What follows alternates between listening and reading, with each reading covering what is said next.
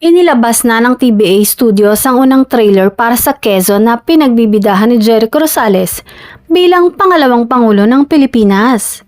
Ang pelikula ay ang pangatlo at inaasahang huling pelikula sa mga pelikulang Bayaniverse ng TBA pagkatapos ng General Luna noong 2015 at Goyo ang Batang General noong 2018. Si Gerald Tarog ang nagdirect ng 3 pelikula. Marami nga ang nag-enjoy na mapanood ang unang trailer ng pelikulang Quezon at excited na ang lahat na mapanood ang pelikula. Sa October 15 ipapalabas ang Quezon sa mga sinihan at tiyak na dudumugin ito ng mga manonood. Wala namang palya sa pagpapakita ng suporta ang girlfriend ni Jericho na si Janine Gutierrez. Sa simula pa lang ay sobrang excited na. Samantala, dahil tapos na ang pelikula ni Jericho ay mukhang magsisimula na ang kanyang bagong proyekto. Kamakailan lang ay nag-post ang aktor sa kanyang social media ng isang papel na tila script, ngunit hinarangan niya ito ng salamin para hindi ma-reveal ang title at ang writer.